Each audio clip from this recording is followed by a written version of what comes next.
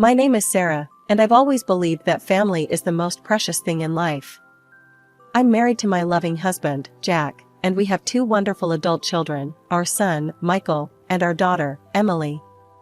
Michael followed in his father's footsteps and became an engineer, while Emily pursued her passion for art. I couldn't have been prouder of both of them. Emily's artistic career took off quickly after college. She organized exhibitions that drew quite a crowd, and I never missed a single one. I remember her first major show like it was yesterday. The gallery was packed, and Emily's paintings were the talk of the evening. As I walked around the gallery admiring Emily's work, I spotted her talking animatedly with a tall, handsome man. Little did I know then that this man, David, would become her husband and the father of my granddaughter. Their whirlwind romance was a joy to watch. David seemed to adore Emily, and she was happier than I'd ever seen her. They married in a beautiful ceremony just a year after they met, and soon after, Emily announced she was pregnant. I was over the moon at the prospect of becoming a grandmother. When little Sophia was born, I fell in love all over again. She had Emily's dark curls and David's green eyes, a perfect combination of both her parents. It was around this time that Emily made a decision that surprised me. She announced that she was quitting her job to work from home and raise Sophia full-time. "Are you sure about this, honey?"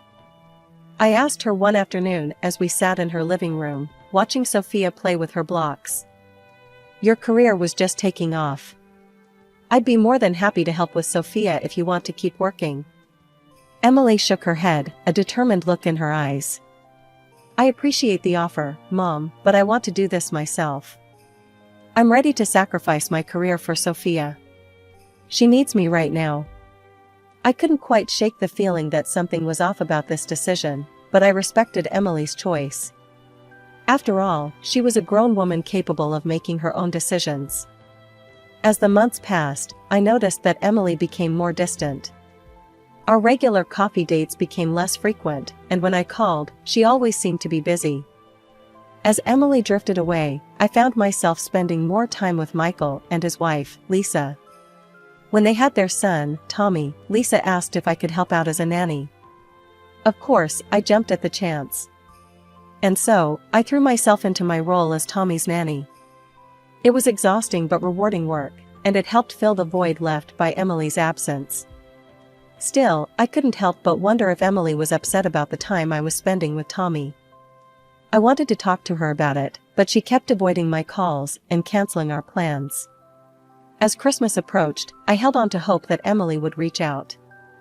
I imagined us all gathered around the tree, Sophia opening presents with wide-eyed wonder. But as the days ticked by, that hope began to fade. On Christmas Eve, I sent Emily a message. "Merry Christmas, sweetheart.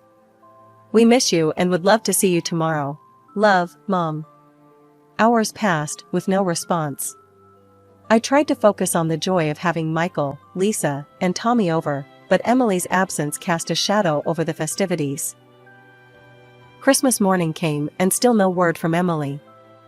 As we sat around opening presents, I couldn't help but notice the empty spot where Emily, David, and Sophia should have been.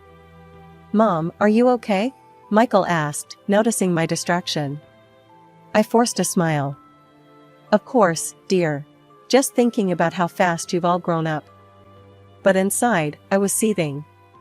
This wasn't just about missing a family gathering anymore. This was about crossing a line. After the presents were opened and the dinner was cleared away, I turned to Jack. "We need to go see Emily," I said firmly. "This has gone on long enough." Jack knew better than to argue when I used that tone. He nodded, and we began gathering gifts for Emily, David, and Sophia. As we pulled up to their house, I noticed that the curtains were drawn, and the Christmas lights that Emily usually put up were noticeably absent. My heart sank a little more. We approached the front door, arms laden with gifts. Jack rang the doorbell, and we waited. Seconds stretched into what felt like hours before we heard movement inside. The door creaked open, and there stood Emily. My heart nearly stopped at the sight of her.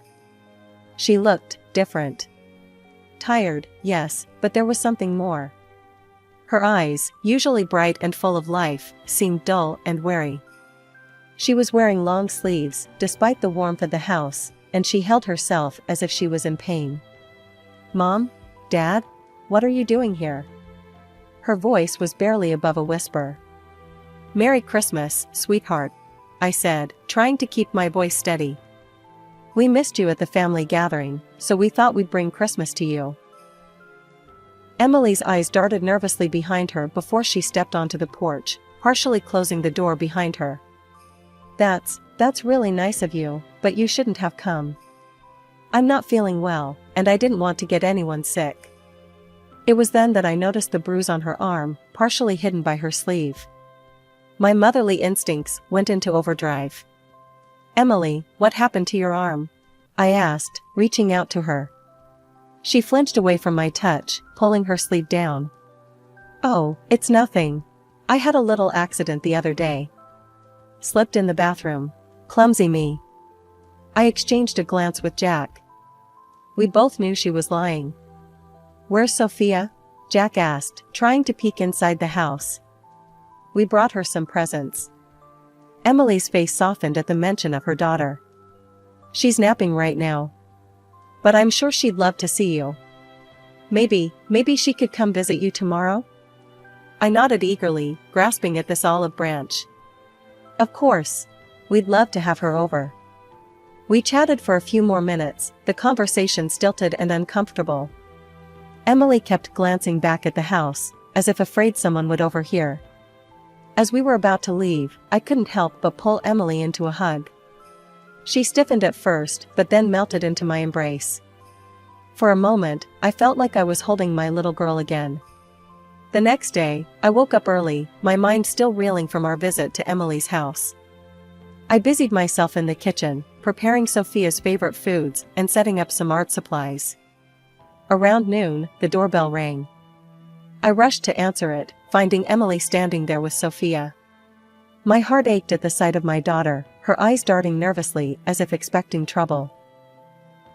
"Hi, Mom," she said softly. "Sophia's excited to spend some time with you." I knelt down to Sophia's level, opening my arms. "Hello, sweetheart.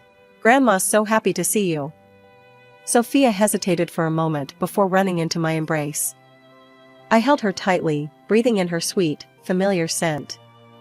Emily handed me Sophia's backpack. "I've packed some of her things. I'll be back to pick her up this evening, okay?"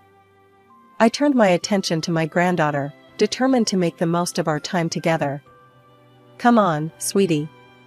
Let's go see what fun things Grandma has planned." We spent the afternoon drawing, baking cookies, and playing with dolls. It was wonderful to see Sophia laugh and play, but I couldn't shake the feeling that something was off. She seemed more subdued than usual, often glancing at the door as if expecting someone to burst in. As we sat coloring together, I decided to gently probe. "Sophia, honey, is everything okay at home?" Sophia's crayon paused mid-stroke. She looked up at me with those big, innocent eyes. "Mommy cries a lot," she said quietly. My heart clenched. "Why does Mommy cry, sweetheart?" Sophia shrugged, returning to her coloring. "Daddy yells at her. He says mean things." I tried to keep my voice calm, even as anger and fear surged through me. "What kind of mean things, Sophia?" "He says Mommy is stupid and can't do anything right. Sometimes he grabs her arms really hard." Sophia demonstrated, gripping her own arm tightly. We sat like that for a while, my mind racing. I knew I had to do something, but I wasn't sure what. I couldn't let Emily and Sophia continue living in fear. As the afternoon wore on, Sophia's play took a disturbing turn. She began acting out scenes with her dolls, making them yell at each other and push each other around. "Sophia," I said gently, "where did you learn to play like that?" She looked up at me, her face serious. "That's how Daddy treats Mommy sometimes." After Sophia's revelations, I couldn't sit idle any longer. I called Lisa, my daughter-in-law, and asked if she could watch Sophia for a few hours. She agreed without hesitation, sensing the urgency in my voice. "Jack," I said, my voice trembling with a mix of fear and determination. We need to go to Emily's house. Now. He nodded, his face grim. I'll drive. The ride to Emily's house was tense, filled with unspoken worries. As we pulled up to their street, I suggested we speak to the neighbors first. Maybe they've heard something, I reasoned. It could give us a better idea of what's really going on. We approached the house next door, and a middle-aged woman answered. Her eyes narrowed as we introduced ourselves as Emily's parents. We're concerned about our daughter, I explained. Have you heard any disturbances from their house? Any arguments or screaming? The woman's face hardened. I haven't heard a thing, she said dismissively. They seem like a perfectly normal couple to me. Her arrogant tone set my teeth on edge, but I thanked her politely. As we walked away, Jack squeezed my hand reassuringly. We were about to knock on Emily's door when we heard it, David's voice, raised in anger. Why did you let Sophia go to your mother's? You know, I don't like her spending time there. My blood ran cold. Jack and I exchanged a look of horror before I jabbed the doorbell, my heart pounding. The shouting abruptly stopped. Moments later, David opened the door, a pleasant smile plastered on his face. Sarah, Jack, what a surprise. What brings you here? He asked, his voice eerily calm. I peered past him, my eyes widening as I saw Emily struggling to her feet. Without a word, I pushed past David and rushed to my daughter's side. Emily, sweetheart, are you all right? I asked, checking her for visible injuries. She nodded weakly, avoiding my gaze. Anger surged through me as I turned to face David. How dare you treat my daughter like this? I hissed, my voice low and dangerous. I know what's been going on here, and I won't stand for it any longer. David's facade cracked for a moment before he regained his composure. I think you've misunderstood, Sarah. I'm simply trying to raise my wife properly. She can be quite difficult sometimes, you know. Raise her? I spat. She's your wife, not your child. And there's nothing proper about abuse. David's eyes narrowed. Why don't we ask the neighbors? They'll tell you everything's fine here. In that moment, I realized the horrifying truth. The neighbors were complicit in this abuse, turning a blind eye to Emily's suffering. I think it's time for you to leave, David said coldly. I need some time to cool down. We can discuss this misunderstanding later. Before I could protest, he was out the door, leaving us alone with Emily. As soon as he was gone, Emily broke down. Through her tears, she began to reveal the full extent of her ordeal. David had forced her to quit her job, isolated her from family and friends. He controlled her every move, checking her phone and taking away her car. He told the neighbors I was a bad wife and mother, she whispered. That he was raising me to be better. They all believed him. I became an outcast in my own neighborhood. My heart shattered as I listened to my daughter's pain. I held her tightly, vowing silently that I would do whatever it took to get her and Sophia out of this nightmare. He's gone to get more alcohol, Emily said, fear creeping into her voice.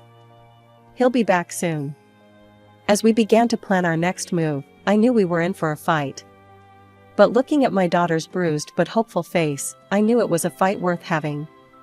No matter what it took, we would free Emily from this cycle of abuse and bring her home where she belonged. I turned to Emily, my voice firm but gentle. Sweetheart, I want you to pack your things and Sophia's. You're coming home with us. Emily's eyes widened with a mix of hope and fear. But Mom, what about David? He'll be so angry. Jack stepped forward, his jaw set with determination. That's his problem, not yours. I'm your father, and I'll protect you. Both of you.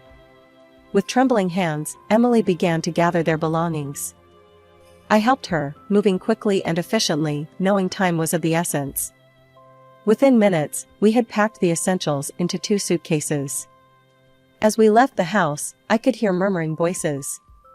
A group of neighbors had gathered near the gate, their eyes following us with disapproval. An elderly woman stepped forward, her face pinched with judgment. You should be ashamed, she spat at me.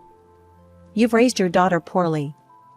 She should be grateful that her husband tolerates her and takes care of her and the child. Anger surged through me.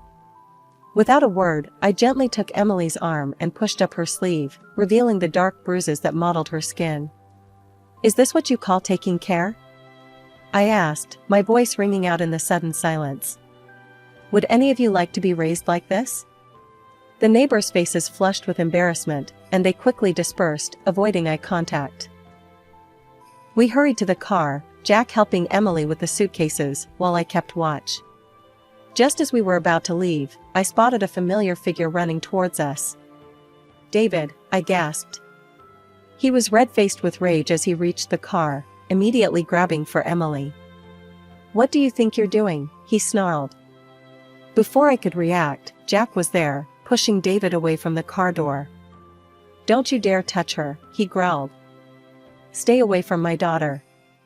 David's eyes darted between us, his fists clenching and unclenching at his sides. The situation was escalating quickly. "We need to call the police," I said, pulling out my phone with shaking hands. As I dialed, Jack ushered Emily into the car. We quickly locked the doors, our hearts pounding as David circled the vehicle like a predator. "You can't take her," he shouted, kicking the car in frustration. "She's my wife." I spoke calmly to the 911 operator, explaining the situation while keeping an eye on David's increasingly erratic behavior. Emily sat in the back seat, her face pale with fear. "It's okay, sweetheart," I reassured her. "The police are on their way. We're going to be fine." Minutes felt like hours as we waited, David's shouts growing more desperate. I could see neighbors peeking out of windows, witnessing the scene but doing nothing to intervene. Finally, we heard sirens in the distance. David's face contorted with panic, and for a moment, I thought he might try to run. But he stood his ground, a defiant look in his eyes as the police cars pulled up. The arrival of the police brought a momentary sense of relief. Officers quickly assessed the situation, examining Emily's visible injuries and taking statements from all parties involved. The tension in the air was palpable as David was handcuffed and placed in the back of a police car. "He'll be detained for a few days while we investigate," one of the officers informed us. "We'll need you to come to the station to provide a formal statement, Mrs. Thompson." Emily nodded, her voice barely above a whisper. "Okay." The next few days were a whirlwind of activity. Emily bravely recounted her experiences to the police, her voice growing stronger with each retelling. I stayed by her side, offering support and corroborating her story where I could. However, our hope for a quick resolution was dashed when David's lawyer presented a united front of neighbors all claiming that Emily and David had a perfectly normal relationship. "She's always been dramatic," one neighbor testified. "David's a saint for putting up with her." Their words made my blood boil, but I reminded myself to stay calm, for Emily's sake. Determined to prove Emily's innocence, we agreed to a lie detector test. I held my breath as she answered question after question, her voice steady, despite the stress. When the results came back confirming her truthfulness, I felt a surge of vindication. A psychological evaluation followed, revealing the depths of Emily's trauma. "Your daughter is suffering from severe depression, likely stemming from prolonged domestic abuse," the psychologist explained to me privately. "She'll need ongoing support and therapy." Despite the mounting evidence, David remained adamant about his innocence. His latest threat to seek full custody of Sophia sent Emily into a panic. "He can't take her, Mom," she sobbed.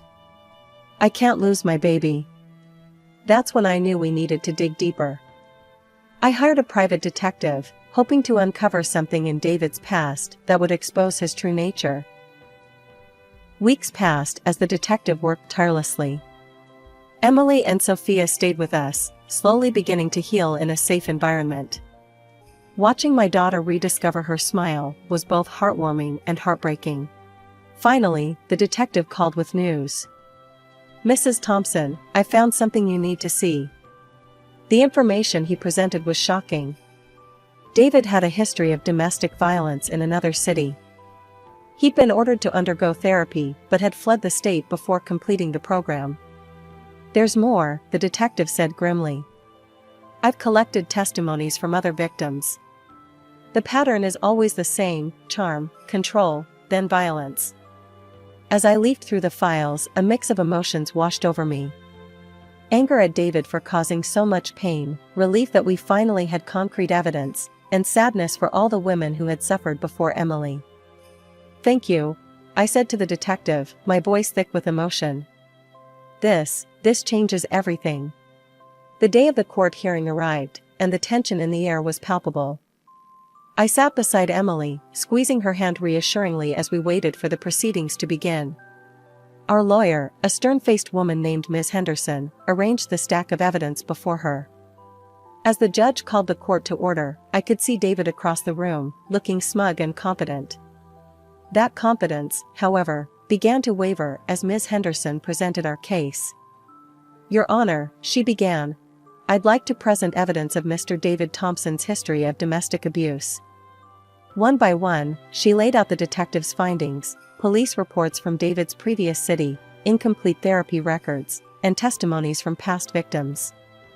David's lawyer objected vigorously, but the judge overruled him, allowing the evidence. Then came a moment that sent shockwaves through the courtroom. Ms. Henderson called forward a witness, Sarah, David's ex-girlfriend from 7 years ago. Sarah's voice trembled as she recounted her experiences. He would fly into rages over the smallest things. The bruises. I had to cover them with makeup every day. Next, Ms. Henderson presented Emily's lie detector results and psychological evaluation. "As you can see, Your Honor, Mrs. Emily Thompson's account has been verified by multiple professional sources." The coup de grace came in the form of voice messages David had left on Emily's phone. His threatening voice filled the courtroom. "If you ever try to leave me, I'll make sure you never see Sophia again." Just when I thought we'd presented everything, Ms. Henderson surprised us all. "Your Honor, we have one more witness. With the court's permission, I'd like to call Sophia Thompson to the stand, accompanied by her child psychologist." My heart clenched as I watched my 5-year-old granddaughter walk to the front of the courtroom, her small hand clasped in the psychologist's. Sophia's eyes were wide, but her voice was clear as she spoke. "Daddy would yell at Mommy a lot," she said. "He would push her and say mean things. It scared me." Then came the moment that left the entire courtroom in stunned silence. Sophia's psychologist presented a video to the court, a shaky, dimly lit clip that Sophia had recorded on her mother's phone one night when she'd been woken by shouting. In the video, David's enraged voice could be clearly heard, along with the sound of something shattering and Emily's frightened pleas.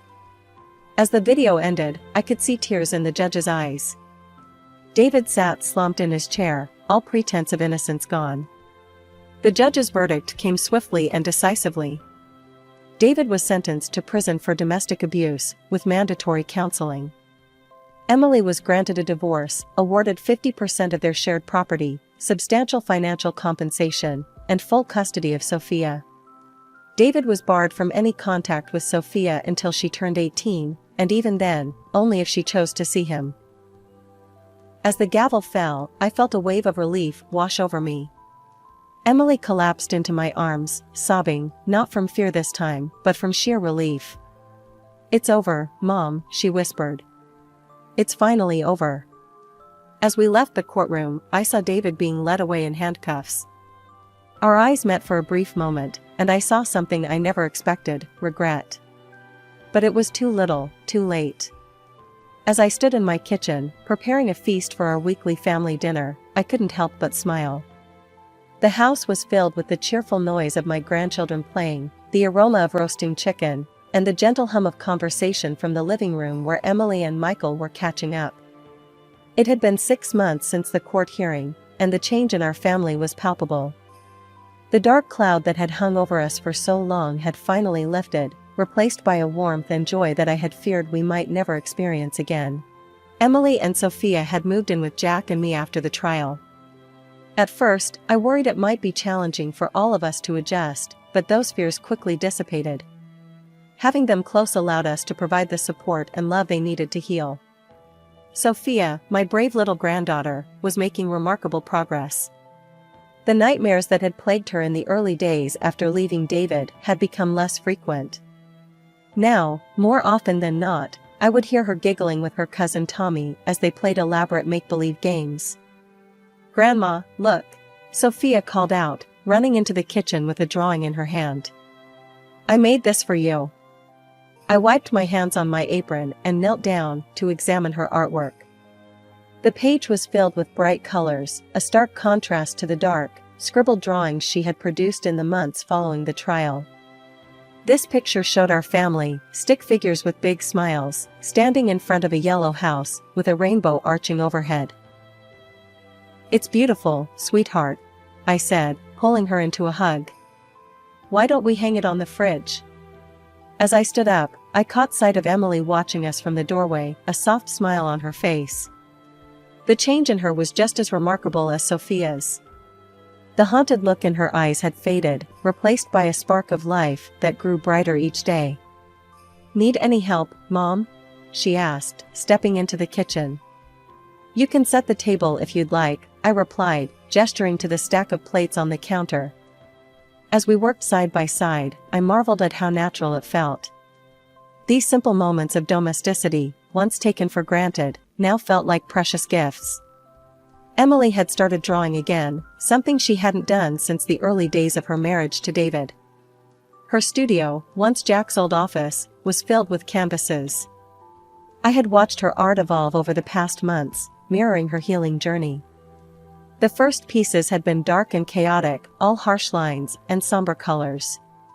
But gradually, light began to creep in. Now, her latest works were explosions of color and life. "I have some exciting news," Emily said as she laid out the silverware. "The gallery downtown wants to feature some of my new pieces in their upcoming show." "Oh, sweetheart, that's wonderful!" I exclaimed, pulling her into a hug. "I'm so proud of you." Emily beamed, her eyes shining with a confidence I hadn't seen in years. She had recently started working part-time at a local art supply store, slowly reintegrating into the workforce. It was a small step, but an important one in reclaiming her independence. As we all gathered around the dinner table that evening, Jack, Michael, Lisa, Tommy, Emily, Sophia, and me, I felt a wave of gratitude wash over me. The road to this moment had been long and painful, but looking at the smiling faces of my family, I knew it had been worth every struggle.